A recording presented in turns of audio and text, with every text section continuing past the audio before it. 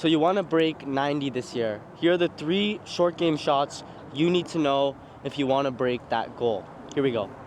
So if you want to break 90 this year, I would say you should definitely start to sharpen up on your short game skills, because getting up and down is of utmost importance when it comes to lowering your score and getting from that 5 or 6 on that hole to that 4 to get up and down and save par, right? You really want to be getting up and down to save par.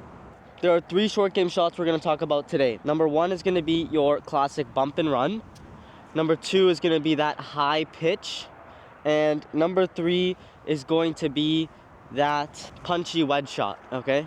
Those are the 3 shots that you really need to know. I usually would put flop in here, but it's more a specialty shot that you don't really need all the time, right?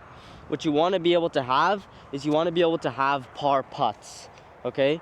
When you're on the green, even if you need to play a high shot to cover a bunker or something like that, you can play this high pitch, and what will happen is maybe you'll give yourself 10 to 15 feet for par, and all you have to do is play bogey golf, right? Aim for bogey golf. If you make a bogey on every hole, you're shooting 90. So all you have to do is then shoot 1 par and then bogey the rest, and now you're shooting 89, okay? So number 1, what we're gonna do is we're gonna look at this low bump and run shot. So for this low bump and run shot, what I want to start with is ball position, okay? Ball position is gonna be in the back of your stance, and you're gonna be chopping down on it, right? So for these shots especially, something that I see that's very, very common, normally what I find is they're chopping too far down on the ball. They're chopping too far down on the ball like this, right? So if you're chopping too far down, what can happen is you can end up chunking your shot just like that, okay? So we definitely don't want to be chopping down on the ball like that. We still want to be going through fully, okay? All we don't want is we don't want to go all the way to our finish here, right? It's a short shot, it's a low shot. So we're going to want to play this in the back of our stance with some forward shaft lean, and all we're going to want to do is rock our shoulders back and forth, okay? Just like a putt, we're rocking back and forth. Just like this, okay? We're not scooping the ball. We're also not coming down and stabbing the ground out like that. What we're gonna wanna do is just rock back and forth. So I have a 60 degree here, and I just rock back and forth. That ball will come out low, okay? What I'm gonna wanna also use is a pitching wedge. It's the same type of shot, where we take the ball, back of our stance, a little bit of forward shaft lean, and all we're doing is rocking back and forth. So something like this works well too. Back and forth, comes out lower, but that ball will still skip and roll out on the green if you have a lot of green to work with. Now, the last club I would use in this bump and run situation would be a 7-iron. So we have a 7-iron here. Now this ball will definitely come out lower and hotter, more speed and more rollout. But it's the same principle. Back of our stance, forward shaft lean, and this rock back and forth depending on the distance you have. Back and forth. Ball will come out much, much lower with a lot more speed, and it should roll out on the green, okay? It's a club I'd use if you have the yips or if you're not as confident around the greens, but it's something that works quite well. Now, the second shot I would definitely need to know and need to use would be your high chip shot or high pitch shot. Your high pitch shot is mandatory when it comes to hitting shots around the green, because sometimes you need the ball to stop and roll out very little. So the only thing that we change with the high pitch shot is ball position, right? When we change ball position, our shaft lean also changes, but it's the same concept, right? All it is now is it's in the front of our stance, and we're not gonna wanna change anything in our swing. We wanna keep our swing the exact same. Just now it's in the front of our stance, and we have less forward shaft lean. For this type of shot, same thing, back and through, and that ball will now pop up. So that'll be our high pitch shot, okay? Now, the last shot that we're gonna talk about today would be your punchy wedge shot.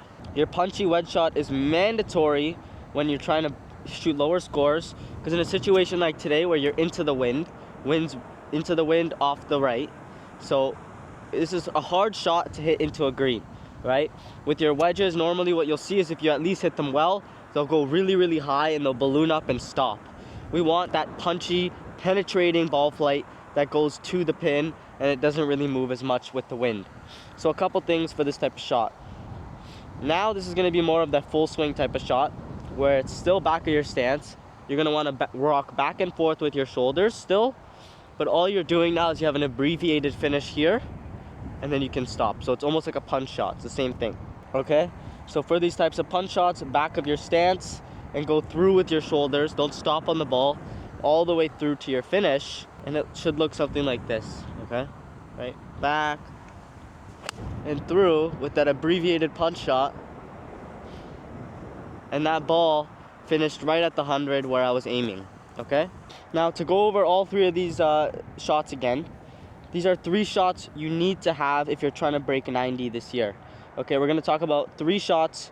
Number 1 is going to be your bump and run. Number 2 is going to be your high pitch shot. And number 3 is going to be that punchy, penetrating ball flight with your wedge. Now, your bump and run is super simple. All you're going to want to do is put it in the back of your stance, forward shaft lean, and then swing back and through with your shoulders, trying not to dig or scoop the ball up, right? All we're going to want to do is focus on that, back and through with our shoulders, okay?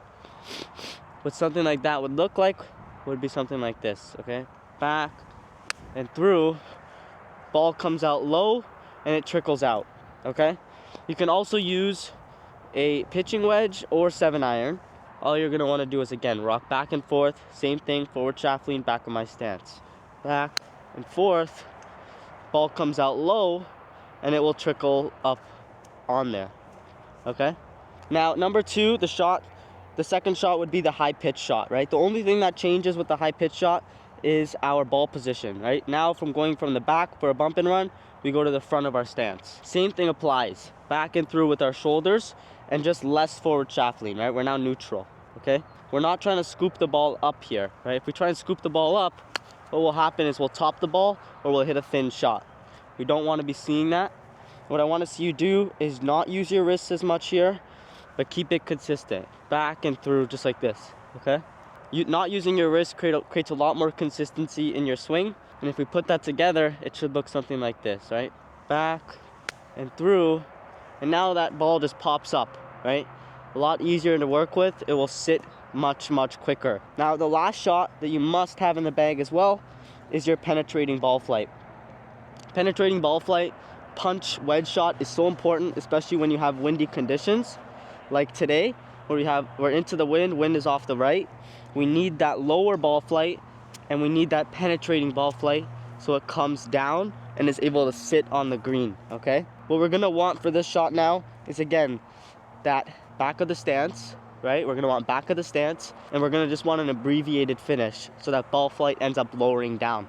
If we swing all the way here to our finish, the ball flight will be further up and it will have a higher apex. We want this ball to come down so it's more penetrating.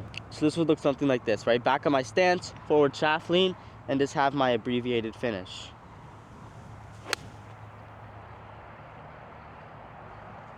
Just like that, okay?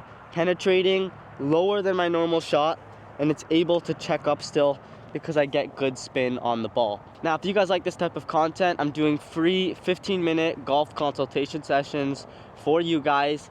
Click the link at the top of the description or in the comments down below. If you guys haven't already, the subscribe link is down below here, and my new recent upload is going to be right here. I'll see you guys in the next one.